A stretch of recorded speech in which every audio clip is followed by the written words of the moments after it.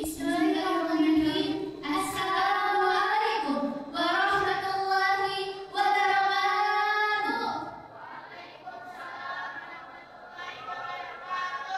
Ada Ronaldo makan daun salam.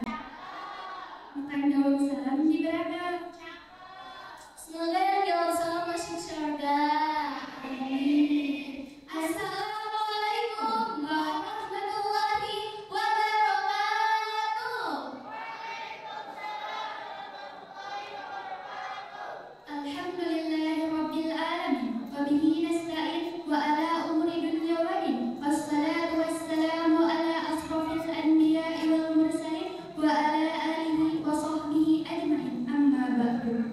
Pertama-tama mari kita mengucapkan syukur kepada Allah Subhanahu wa taala atas segala nikmat dan berkah yang memungkinkan kita bisa berkumpul yang insyaallah berkah ini. Salawat serta salam tidak lupa kita tetap tercurahkan kepada baginda kita yakni Habibana wa Nabiyana Muhammad sallallahu alaihi wasallam. Yang terhormat Bapak Pembina Yayasan Darul Aulia, Bapak Insinyur Haji Azmin Aulia. Yang kami hormati Ketua Yayasan Darul Aulia, Bapak Geraldi Gadriansyah.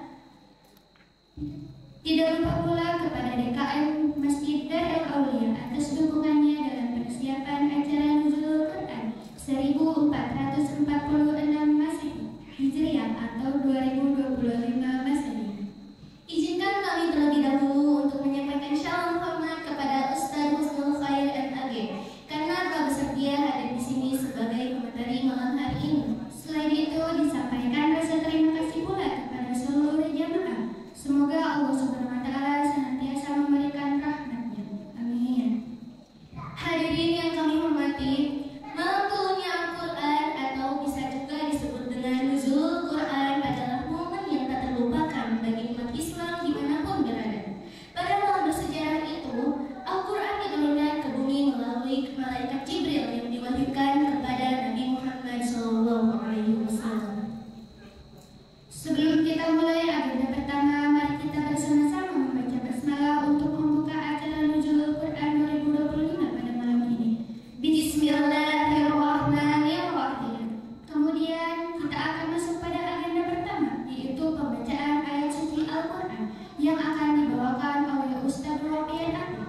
Waktu dan tempat kami persilahkan.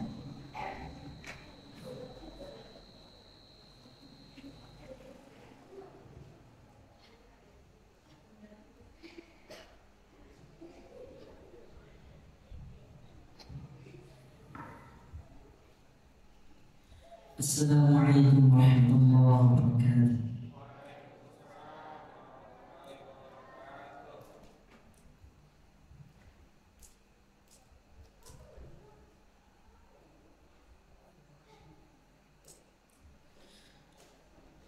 أعوذ بالله من الشيطان الرجيم.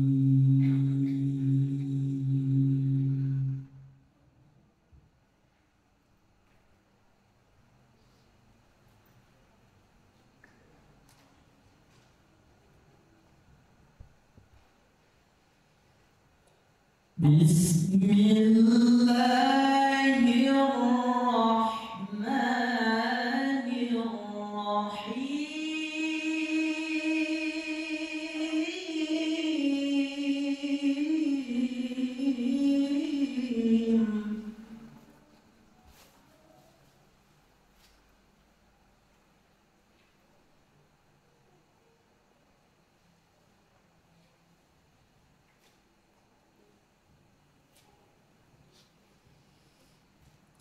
شهر رمضان الذي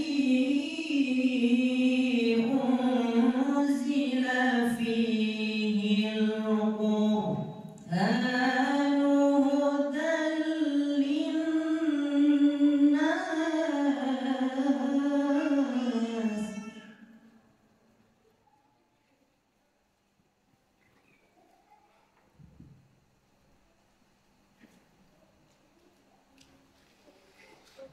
هدى للناس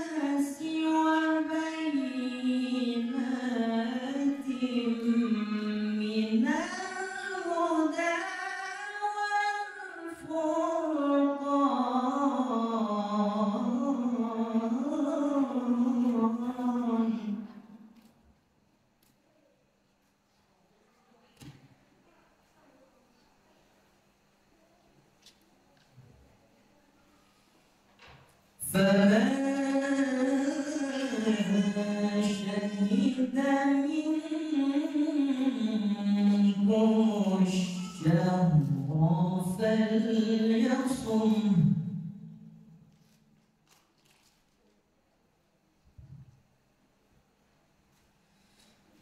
ومن كان مريضا أو على سفر فعدة من أيام أخر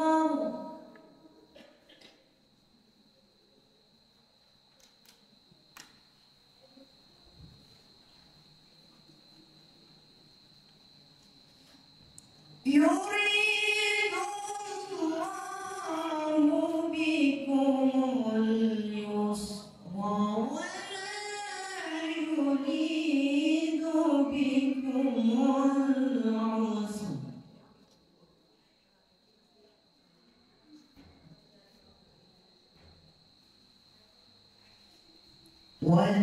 ولتكملوا العدة ولتكبروا الله على ما هداكم ولعلكم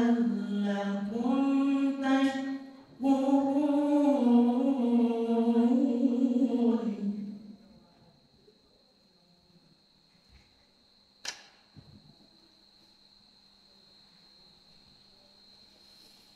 وإذا سألك عبادي عني فإني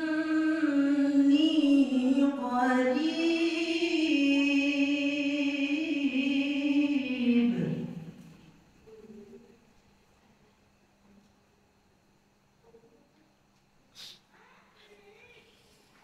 أجيب دعوة الداعي إذا دعان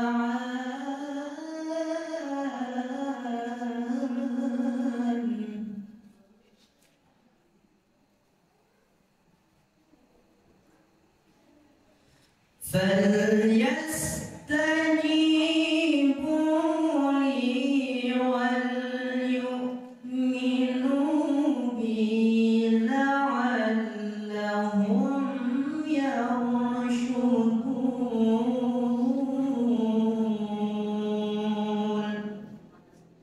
صدق الله العظيم. السلام عليكم ورحمة الله وبركاته. الله wabarakatuh.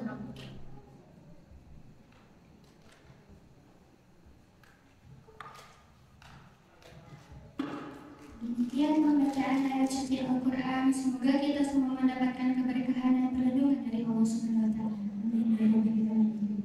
Menuju acara inti yakni penyampaian materi. Untuk acara kali ini materi akan disampaikan oleh Ustaz Musnul Khair Al-Hakim.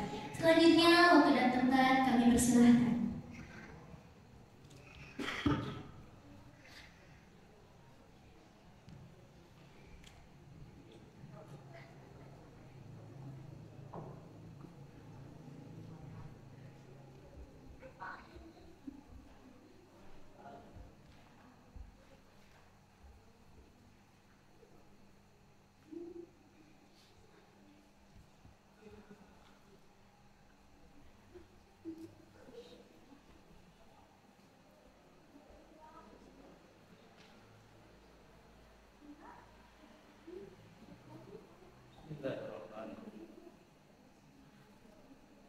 Bismillahirrahmanirrahim. Assalamualaikum warahmatullahi wabarakatuh.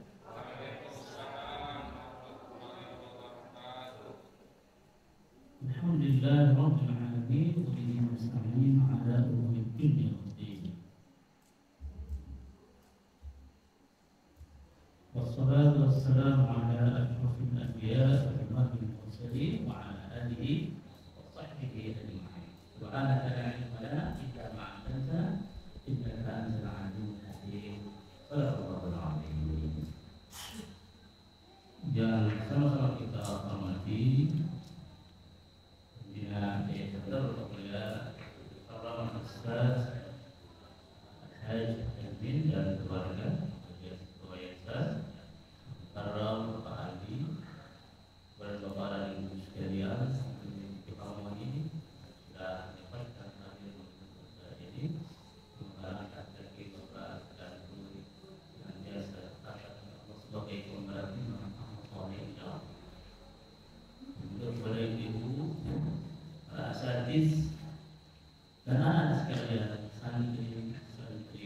Darul Aulia Wali Surya saya. Ulama Allah memiliki sekian banyak nama. Salah satu di antara sekian nama itu adalah Syahrul Quran. Kenapa bulan ini disebut dengan Syahrul Quran? Karena pada bulan ini adalah Al-Quran diturunkan.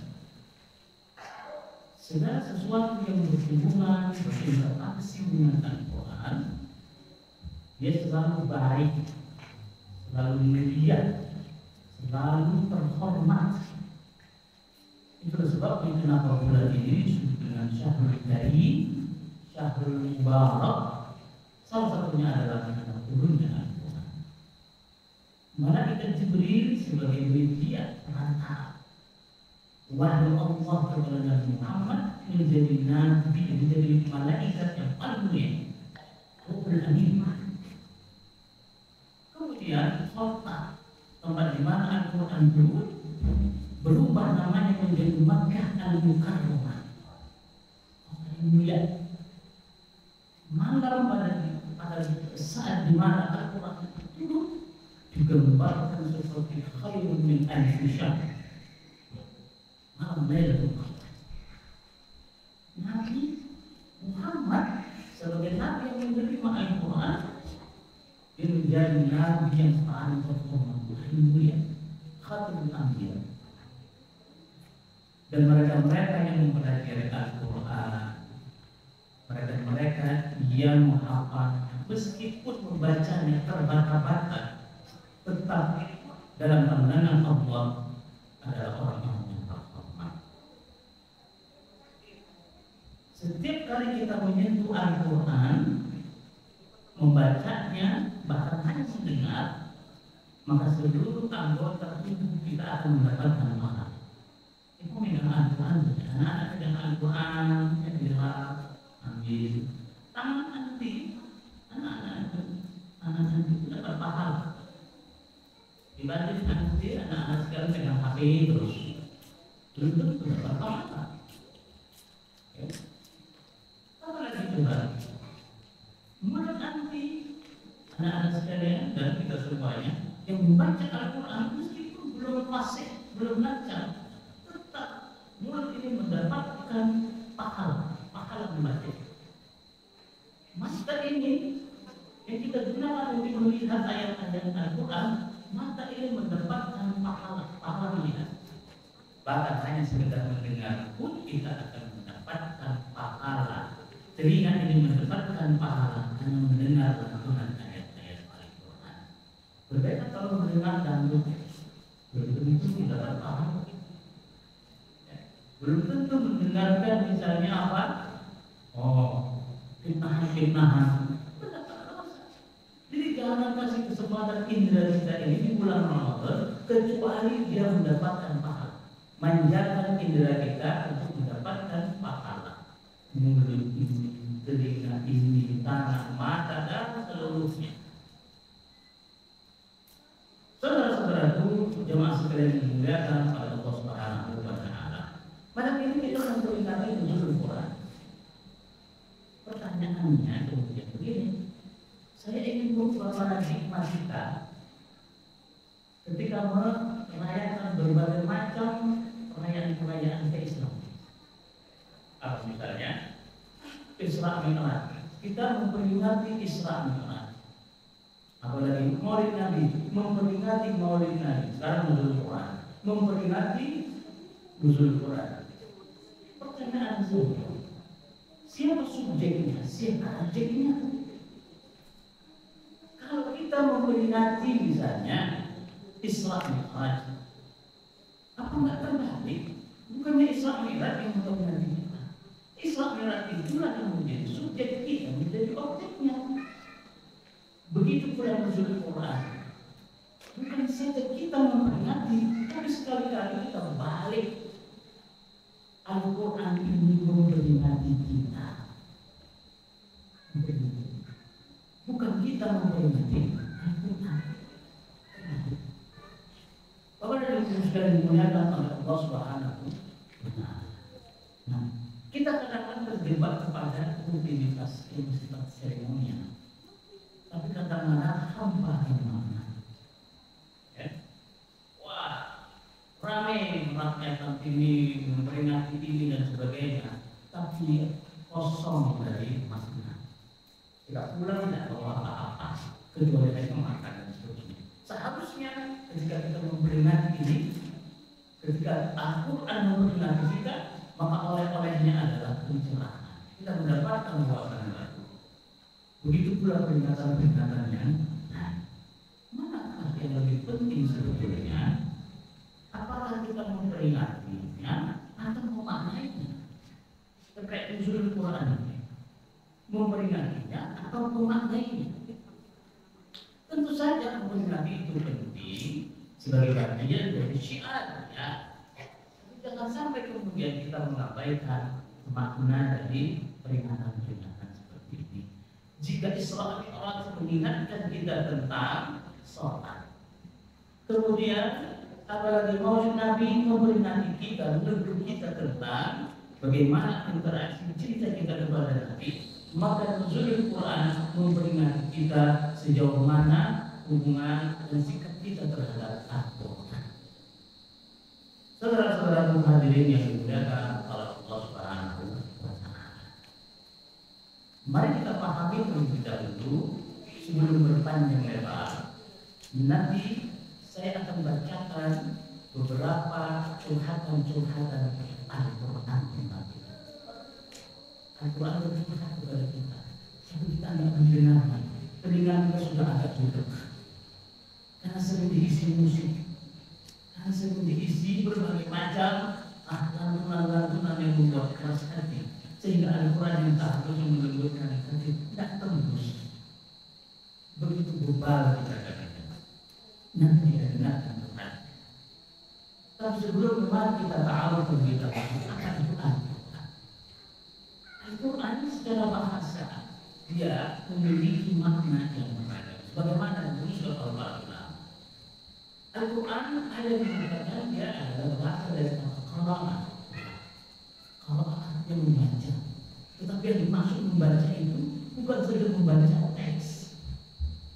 Ketika malaikat menemui Nabi pada saat beliau sedang bertahanus di Gua Hira, malaikat berkata, "Iqra' ya Muhammad." Baca ya Muhammad. Apakah ketika itu malaikat membawa teks? Baca ya Muhammad. Tidak, malaikat tidak membawa selembar kertas pun. Karena yang dimaksud dengan membaca di situ bukan membaca dalam arti teks tulisan. Dan kita tahu Nabi Muhammad tidak bisa membaca, ummi. Bagaimana mungkin malaikat memerintahkan baca kepada orang yang tidak bisa baca? Karena itu makna Iqra itu sesungguhnya bukan dalam arti membaca teks, tetapi para ulama mengatakan Iqra atau qira'ah itu membaca bisa dalam arti membaca suasana, membaca keadaan masyarakat. Baru kemudian setelah itu ada ulama berkata Al-Quran berasal dari kata Al-Qur'u. Al-Qur'u itu artinya al-jammi, menghimpun, mengumpulkan. Karena Al-Quran menghimpun, mengumpulkan ajaran-ajaran sebelum Al-Quran itu dulu. Ajaran Nabi Daud pada kitab Zabur sudah dihimpun di dalam Al-Quran. Ajaran Nabi Musa dari kitab Taurat sudah dikumpulkan, dihimpun di dalam Al-Quran. Ajaran Nabi Isa yang ada di dalam kitab ini sudah terhimpun di sini. Itulah sebabnya Al-Quran, risalah Muhammad yang semua dalam Al-Quran disebut sebagai risalah yang sempurna, penyempurnaan risalah-risalah sempurna. Sementara ulama ada yang berkata bahwa Al-Quran itu berasal dari kata qarina atau corona, bukan corona virus, tapi corona dalam arti saling berdekatan, saling berkaitan. Kenapa Al-Quran disebut demikian? Karena Al-Quran ayat-ayatnya satu dengan yang saling berkaitan. Keterkaitan itu ada antara surat, ada antara ayat dan seterusnya dan seterusnya. Hadirin sekalian jemaah yang dimuliakan oleh Allah Subhanahu wa Ta'ala. Itu dari Al-Quran secara harfiah. Ada lagi makna Al-Quran secara istilah. Para ulama banyak membahas definisi Al-Quran secara secara terminologi. Ada yang mengatakan bahwa Al-Quran itu adalah kalam Allah al-mu'jiz, kalam Allah yang bersifat i'jaz. I'jaz itu artinya bersifat mukjizat, sehingga tidak ada satupun orang yang mampu membuat ayat-ayat semisal dengan ayat Al-Quran. Di situ dikatakan oleh para ulama, andaikan dalam Al-Quran juga disebutkan, andaikan berkumpul sekian banyak pakar-pakar bahasa tidak akan mampu. Kemudian Al-Quran juga disebut atau istilahnya Al-Quran kalamullah al-mu'jiz al-munazzal ala Rasulillah, yang diturunkan kepada Rasulullah. Karena itu ayat-ayat yang tidak diturunkan selain kepada Rasulullah, dia tidak disebut Al-Quran. Sementara umat Islam ada saja oknum-oknum yang mengklaim dirinya menerima wahyu, menerima wahyu, mendapat wangsit, kemudian mengklaim diri sebagai nabi. Dan nabi akan tapi tidak ada nabi setelah itu, sehingga apapun yang mereka akui sebagai wahyu maka tertolak. Kemudian definisi dari Al-Quran itu adalah Al-Quran itu diturunkan melalui perantara malaikat Jibril. Kemudian Al-Quran itu diawali dengan muftatahatun bi suratul Fatihah. Muftatahatun. Kemudian dengan surat sebagaimana yang kita tahu ada 3 surat pendek mengakhiri Al-Quran. Kemudian al-muta'abbad bi tilawatihi. Kita membaca Al-Quran itu dianggap ibadah membacanya. Meskipun kita tidak paham, dianggap ibadah. Berbeda halnya kalau kita membaca buku, berbeda halnya kalau kita membaca novel, berbeda kalau kita membaca pesan WA, itu tidak bernilai ibadah. Beda halnya kalau kita membaca buku yang dilihatkan untuk mencari ilmu, maka dia mendapat ibadah. Kita paham atau tidak tentang Al-Quran yang kita membaca, tetap al-muta'abbad bitilawati. Hadirin sekalian yang dimuliakan oleh Allah Subhanahu wa Ta'ala. Itu definisi dari Al-Quran secara bahasa dan secara istilah. Hadirin sekalian, bagaimana sikap kita terhadap Al-Quran selama ini? Salah seorang imam di masjid Amerika di New York, Islamic Center di New York, Ustaz Syamsi'an, itu menggambarkan bagaimana interaksi umat Islam terhadap Al-Quran itu. Seperti salah satunya adalah seperti orang Indonesia yang berangkat haji ke Mekah. Ketika sampai di Mekah, selesai melaksanakan rangkaian ibadah, dia mampir ke emas, dibelinya emas di sana. Karena katanya emas di Mekah itu bernilai tinggi. Sampai di Indonesia emas itu disimpan, ditempatkan di tempat yang bagus di kota, tidak dikunci, tidak pernah dipakai, disimpan terus, tidak pernah dimanfaatkan, tidak pernah digunakan. Kenapa? Ini emas luar biasa berharga dari Mekah. Ada umat Islam itu betul, dia memuliakan Al-Quran, dia menghormati Al-Quran, dia membacanya, dia menghafalnya, tapi tidak dipakai. Tidak dipakai dalam kehidupan sehari-hari. Itu banyak. Kalaupun dipakai hanya sebatas untuk jimat, memang hanya seperti itu. Ada umat Islam menghormati, memuliakan Al-Quran, tetapi sayang mereka tidak mengimplementasikan nilai-nilai Al-Quran dalam kehidupan sehari-hari. Ada juga tipe kedua, sebagaimana Ustaz Ali Syamsi'an mengatakan, tipe kedua itu seperti orang yang sedang berjalan-jalan, ingin berjalan ke kota New York, Amerika, salah satu kota.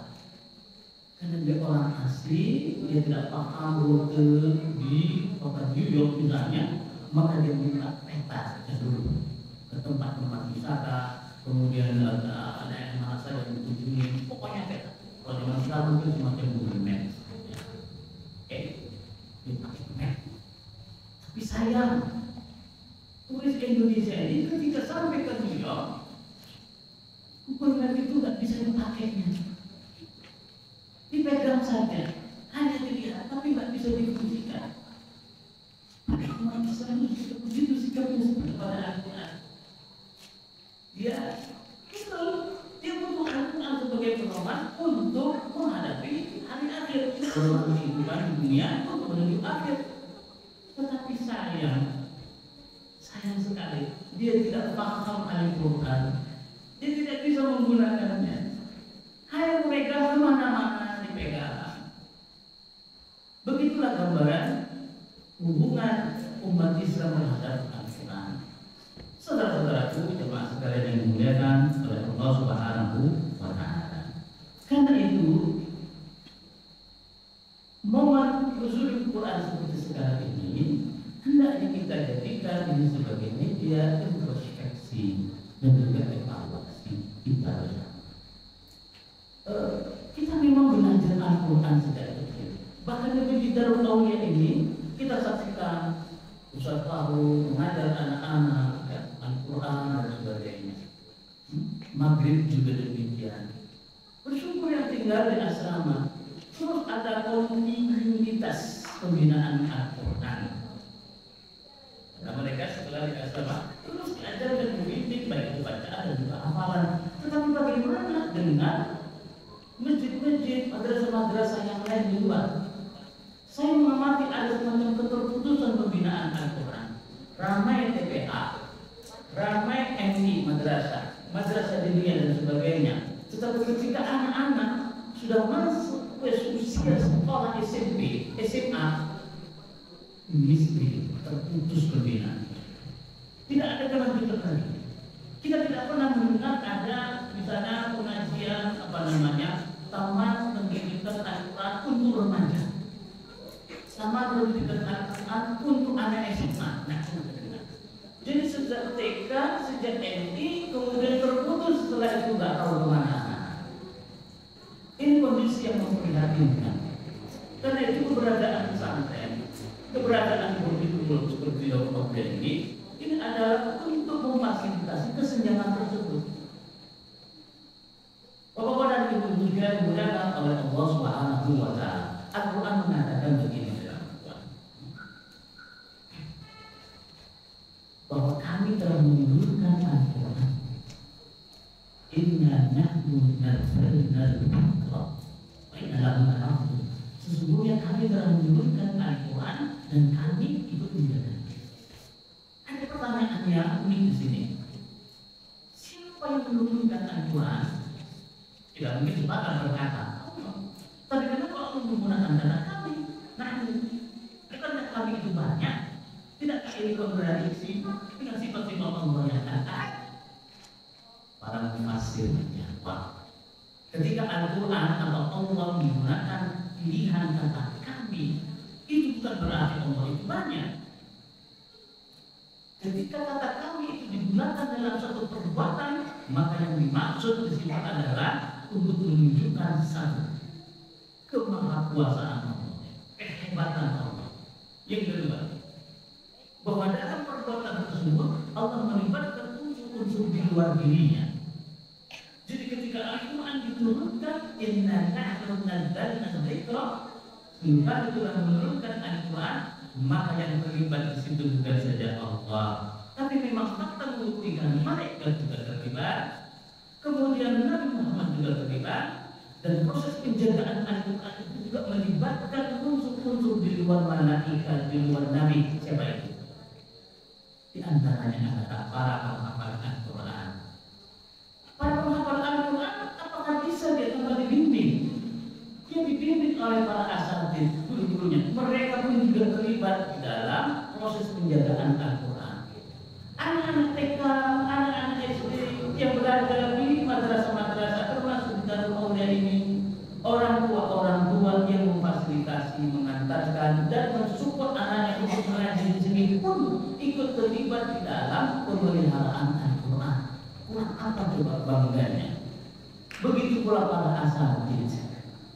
Ibu-ibu yang boleh jadi tidak sepintar anaknya dalam membaca Al-Quran, jika dia memfasilitasi mendorong dan mensupport anaknya, dia bagian dari wa inna lahu lahafidun. Sungguh kami juga akan memeliharanya.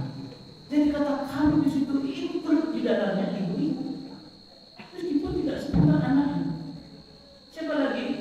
Lembaga pendidikan. Siapa lagi? Guru-guru. Siapa lagi? Semua yang terlibat. Bangganya kita menjadi kafilah dalam tanda petik penjaga dan pemelihara Al-Quran sebagaimana yang Allah sebutkan dalam Al-Quran. Karena itu ibu-ibu sekalian, menjaga anak-anak kita dengan Al-Quran.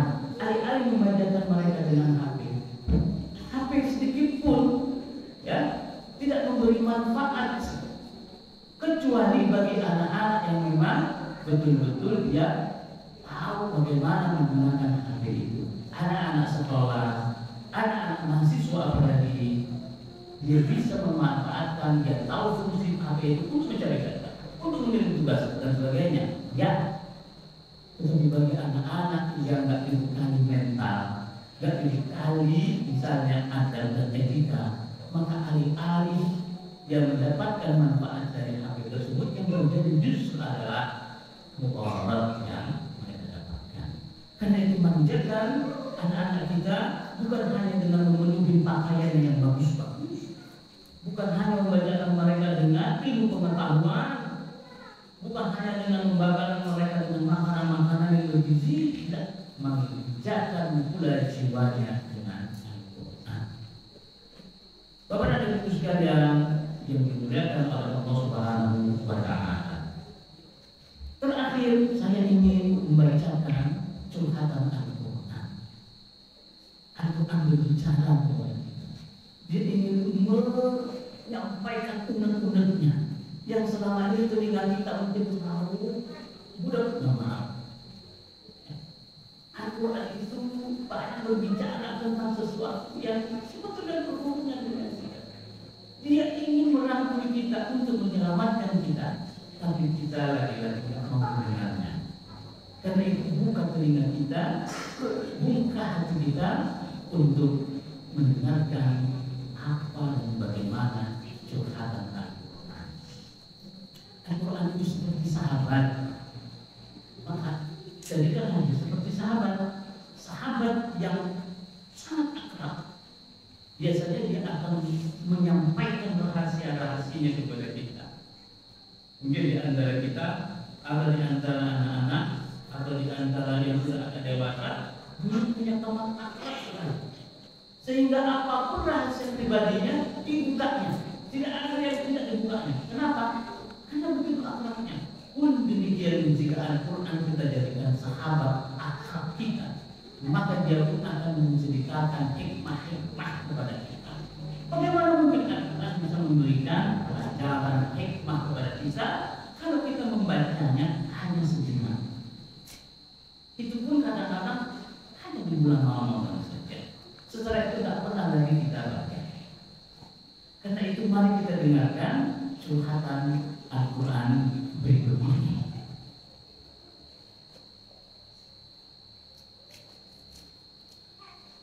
Saudara-saudara, kata Al-Quran,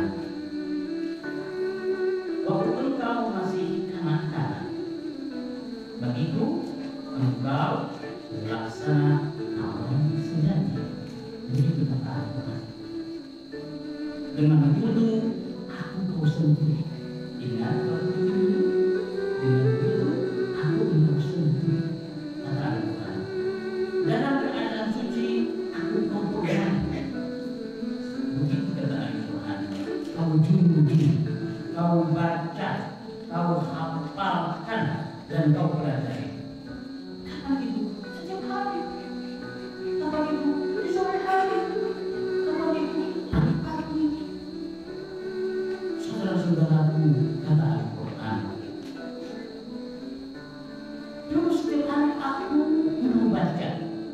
Kau baca dengan suara lirih, atau bahkan dengan lantang. Bismillahirrahmanirrahim. Lantang kau baca aku. Dan setelahnya kau dekat aku, kau cium aku. Gitu kan kalau begitu? Saudara-saudaraku, kata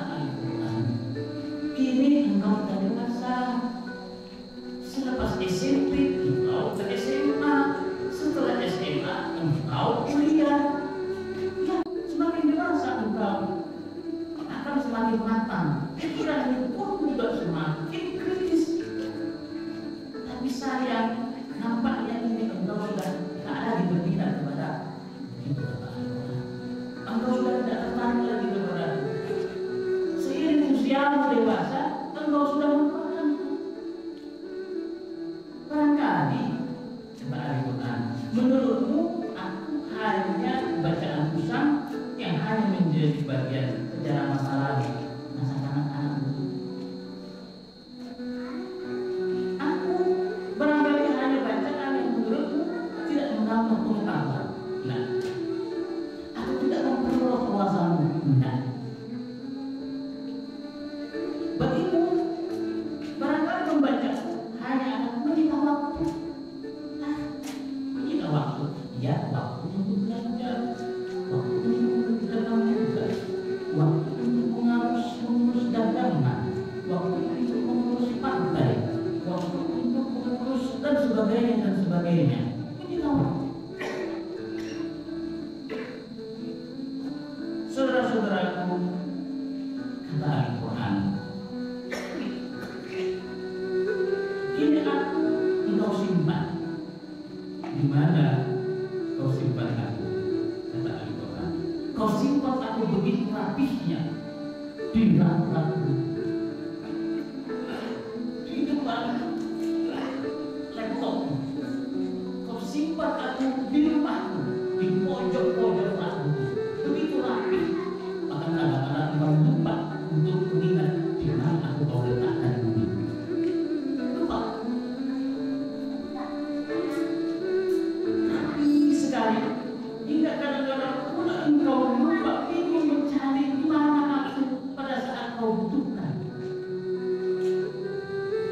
Atau mungkin aku sudah kau anggap sekedar penghias rumah belakang.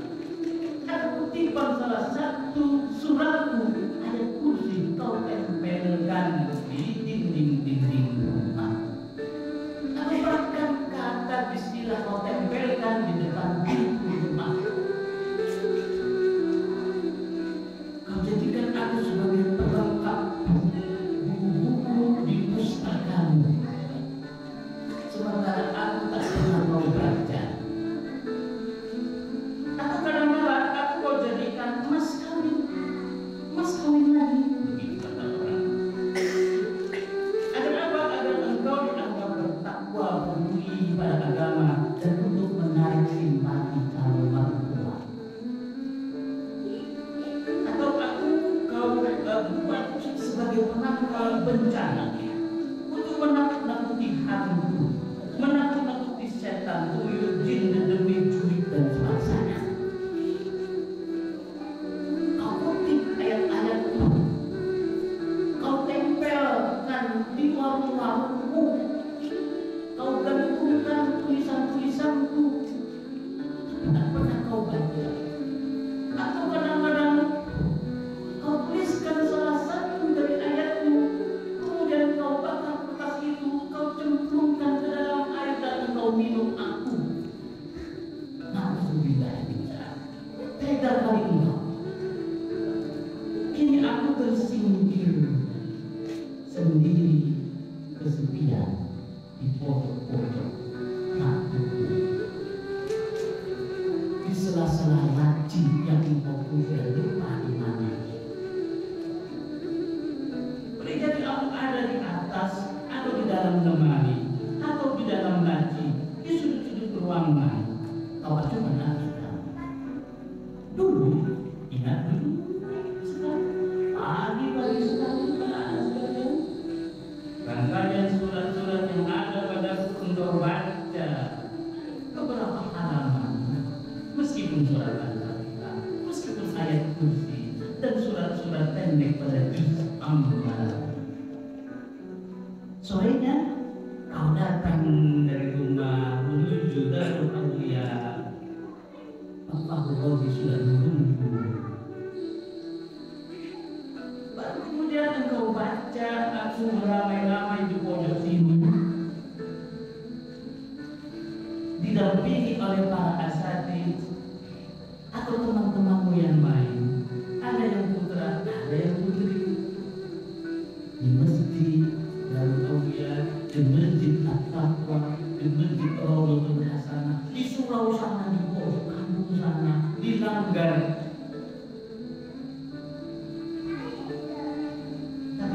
pagi-pagi yang kau baca bukan dari aku, pagi-pagi yang kau buka bukan lembar demi lembar dariku, yang kau buka adalah pesan WA sahabatmu.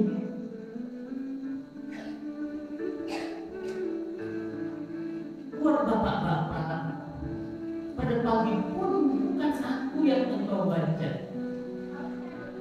Yang kau baca kadang-kadang justru adalah berita-berita mutakhir tentang politik ditemani secangkir kopi.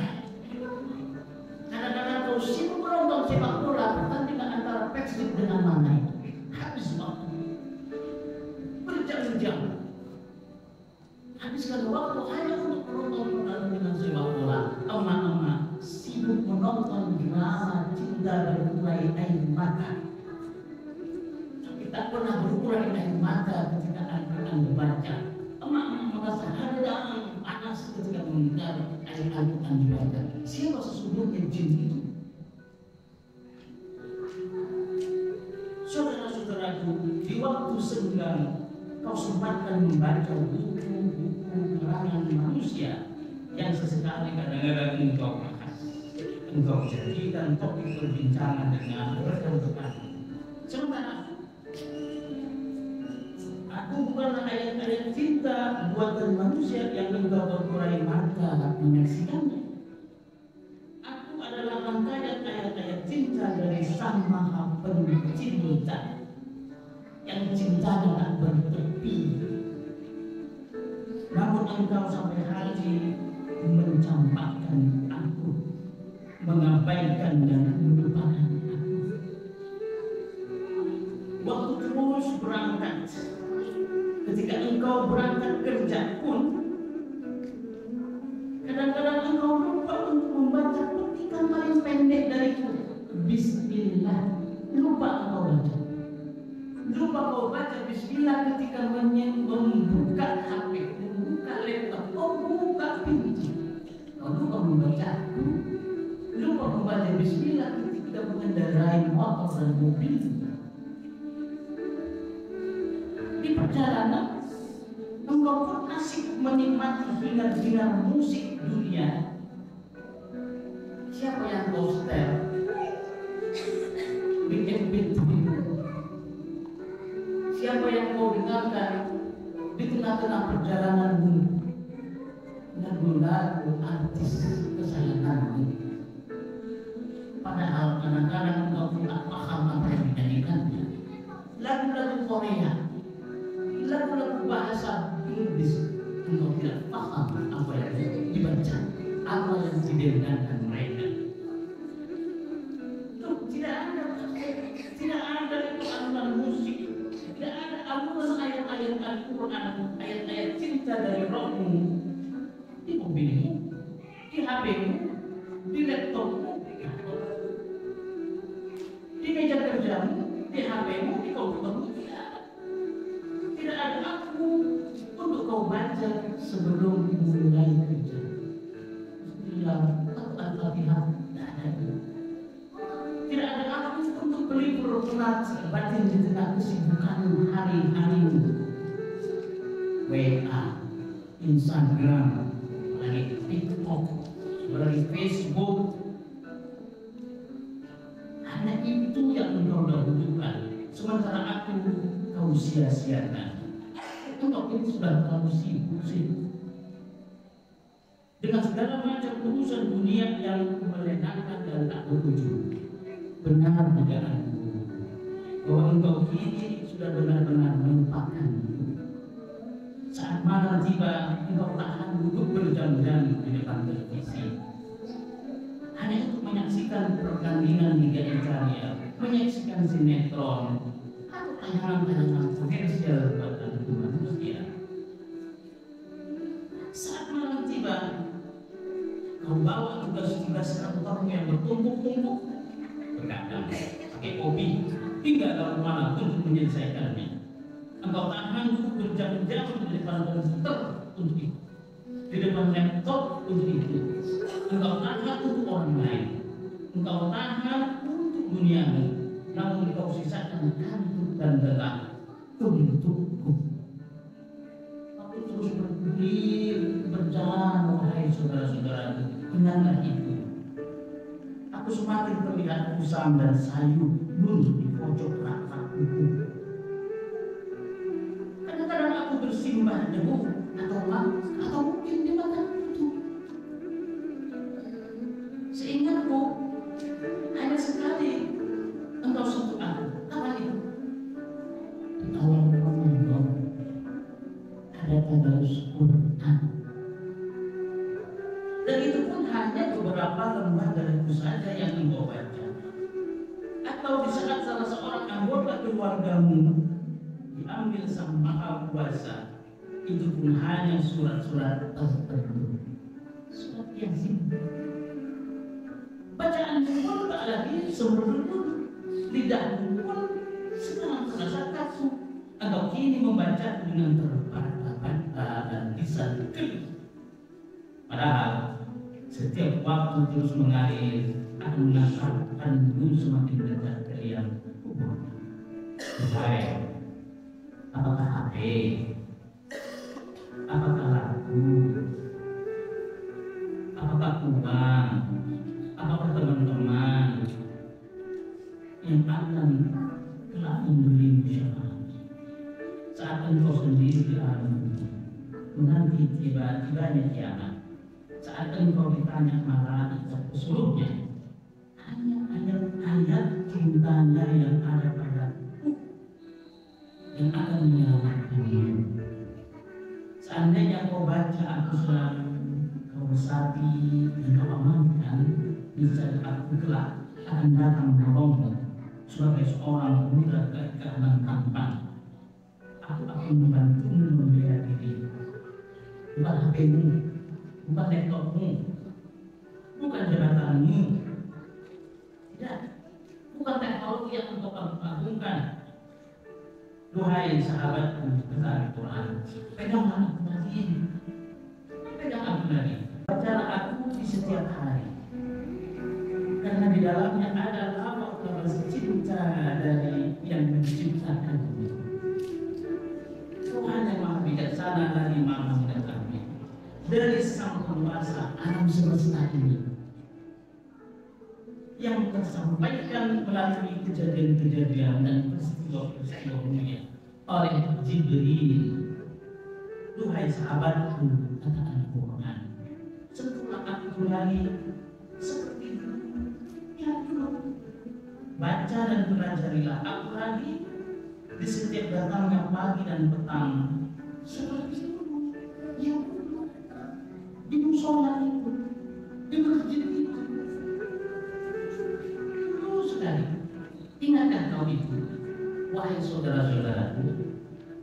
Jangan kau biarkan aku dalam sepi yang bisu, karena aku ada untuk menempuh jalanmu. Akulah panduan hidup dari Sang Maha Hidup. Aku yang akan memberimu keindahan hidup sejati, kehidupan di dunia dan akhirat.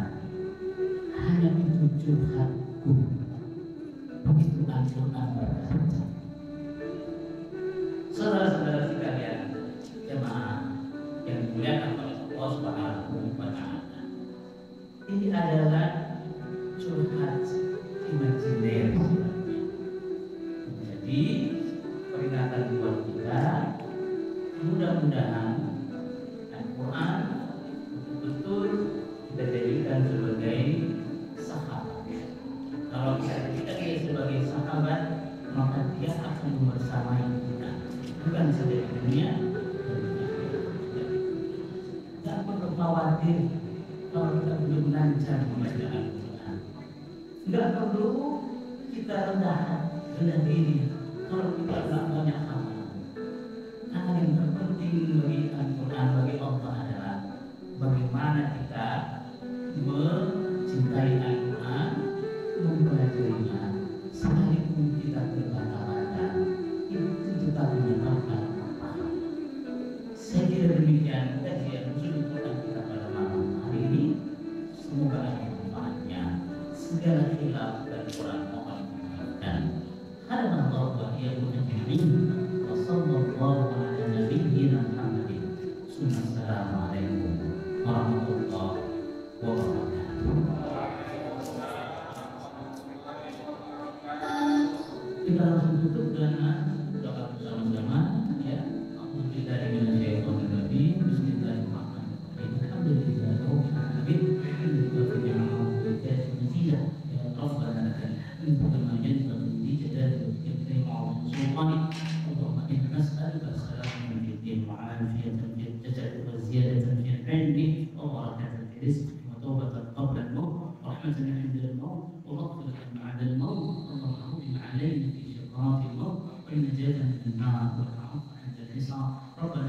تزغ قلوبنا بعد إذ هديتنا وهب لنا من لدنك رحمة إنك أنت الوهاب ربنا ظلمنا أنفسنا وإن لم تغفر لنا وترحمنا لنكونن من الخاسرين ربنا آتنا في الدنيا حسنة وفي الآخرة حسنة وقنا عذاب النار بفضلك سبحانك ربك رب العزة عما يصفون السلام على المرسلين والحمد لله رب العالمين السلام عليكم ورحمة الله وبركاته.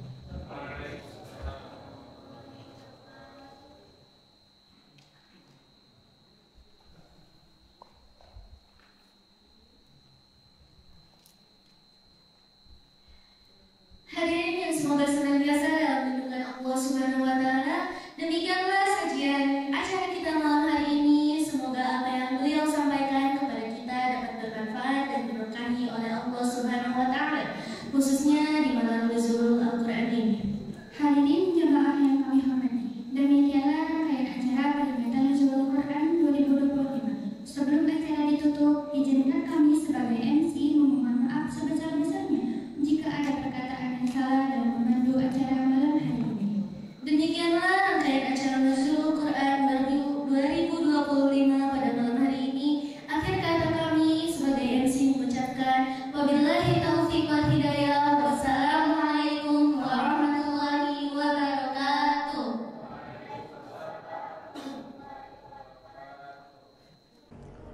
Bismillah, assalamualaikum warahmatullahi wabarakatuh. Hari ini kami melaksanakan kegiatan Nuzulul Quran ya, bersama masyarakat dan juga santri Darul Aulia Boarding School. Kami berharap kegiatan-kegiatan ini tidak hanya terbatas seremonial berakah, tetapi bagaimana menjadikan acara-acara seperti ini menjadi media untuk mengingatkan kita. Sebagaimana saya singgung tadi bahwa Nuzul Quran ini bukan hanya kita peringati, tetapi memperingati kita sejauh mana interaksi hubungan kita kepada Al-Quran. Al-Quran hendaknya dijadikan sebagai pedoman dalam kehidupan sehari-hari. Siapapun yang berdekat dengan Al-Quran, insya Allah baik. Siapapun berdekat-dekat dengan Al-Quran, insya Allah berkah. Itulah sebabnya mari kita dekatkan pula generasi-generasi kita dengan Al-Quran pada saat mereka bersaing dengan media-media sosial. Kalau mereka tidak dirangkul oleh masjid, oleh keluarga dengan Al-Quran, maka kelak generasi ini pun juga akan dirangkul oleh media sosial, oleh teman-teman yang tidak selalu baik. Itu pesan yang ingin kami sampaikan kepada khalayak, kepada masyarakat dari Darul Aulia Boarding School bekerjasama dengan Masjid Darul Aulia. Saya kira itu pesan inti dari hikmah nuzul Quran pada kali ini. Terima kasih. Assalamualaikum warahmatullahi wabarakatuh.